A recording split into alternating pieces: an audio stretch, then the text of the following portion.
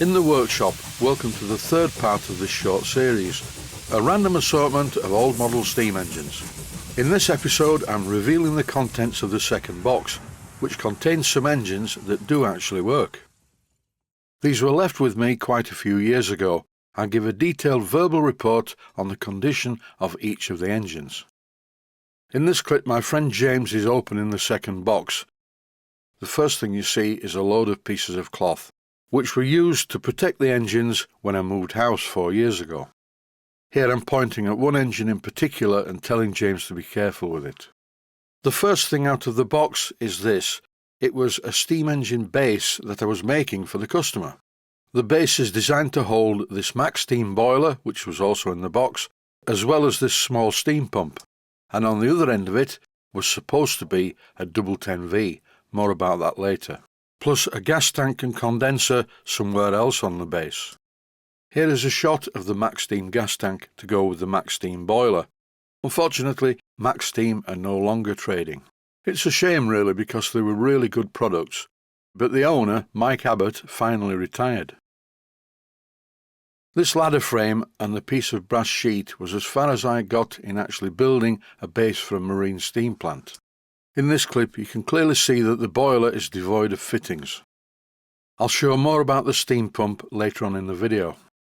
Looking back, at the time the idea was to use this Stuart double 10V, which was sent to me by the owner through the post. Unfortunately though, at the time I don't think it was packed very well and some impact damage occurred. The crankshaft is definitely bent at the flywheel end. Full details about the damage to this engine were at the end of the second video. This is engine number 18, a small single-cylinder marine-type model steam engine. Unfortunately, this doesn't seem to work as the timing is out. This was in box 2 because I thought, well, it's not a bad-looking little engine. But now when I look at it and realise it doesn't work, I can see that the cladding is actually stuck on to the cylinder with glue or something, and the paintwork is suspiciously in good condition. Yet another example of an engine from an online auction site that was just tarted up and repainted to sell. I thought it was worth oiling up the engine and giving it a chance, so I did that, connected a proper airline to it with a piece of silicone rubber tubing. Alas, it still didn't work, and here are my comments to my friend James live in the workshop. The cladding's glued on, the timing's out, it looks okay, the paint looks fairly recent, or at least it went the time when it went in the box, but it won't go, and it's not all that well made. It wants to go in the scrap box. The next items out of the box were a set of 4 brass engines, 19, 20, 21 and 22. These are 4 small, well-made brass model engines, not from an online auction. Some of them have unusual valve gear. The first of the small brass engines is this one. It uses a very unusual swash plate type of valve operating mechanism. It's piston valve, and the inlet hole is very small, a bit too small to take my air supply, so I didn't run this one. It turns over okay and it's fairly smooth, so who knows, it may run. 1 down and 3 to go. The second engine ran perfectly from the outset. It ran so well I thought I would treat it to some oil. It's a very unusual thing. I'm going to slow it down so you can see actually how it works.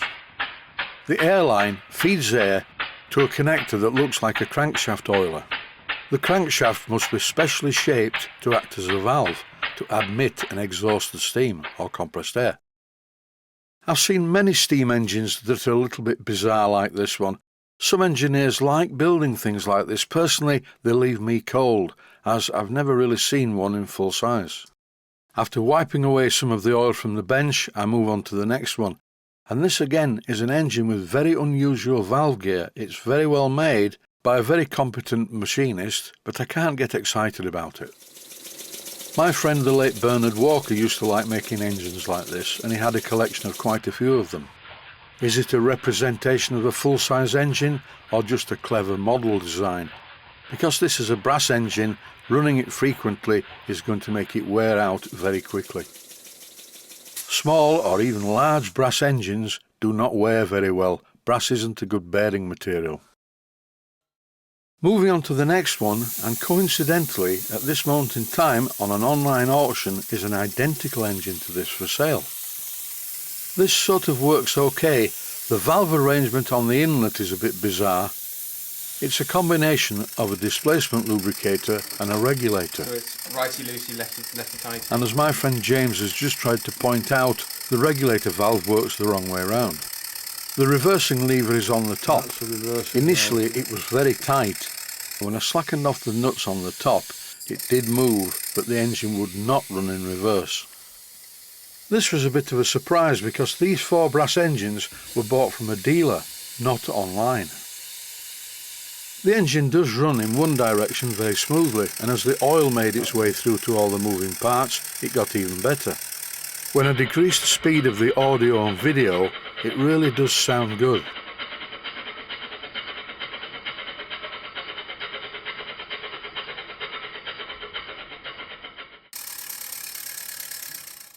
Engine number 23, a Bassett-Logue Tangi model steam engine. I recently rebuilt one of these from scratch. This engine is quite good, it runs very well. Here it is in slow motion.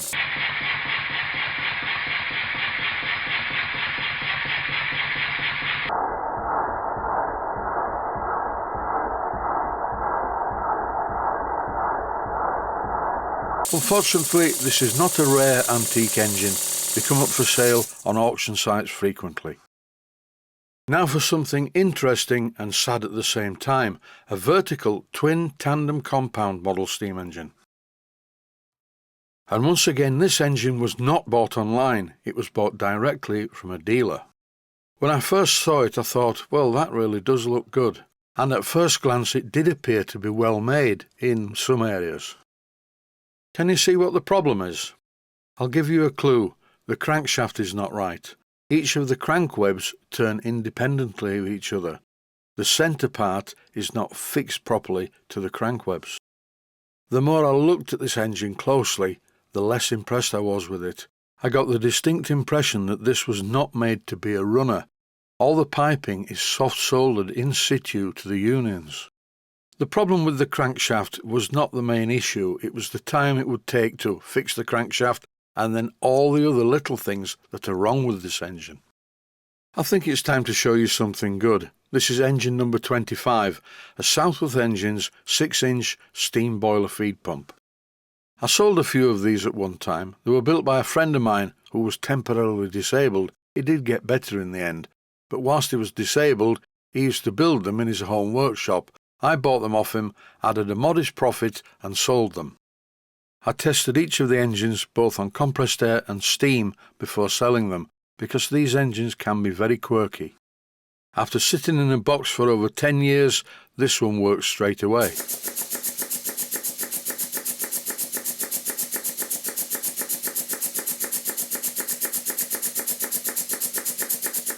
You can hear it speeding up slightly. That's as the oil started to be spread around the moving parts inside.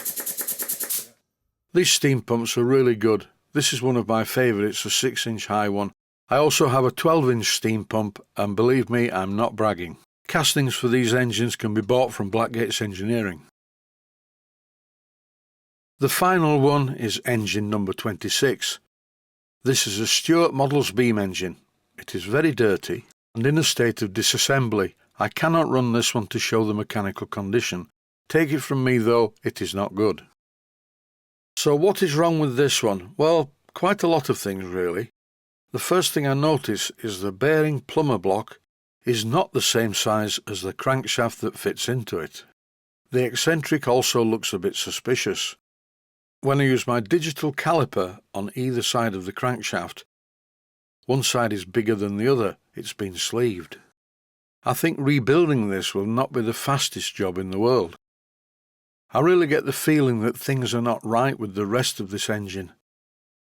Look at the size of the inlet valve. And also, this was the state it was in. I haven't dismantled it. It was already dismantled. Look at the clearances on the end of the beam. This is probably due to the column not being in the right position. Then there's the beam itself. It's upside down.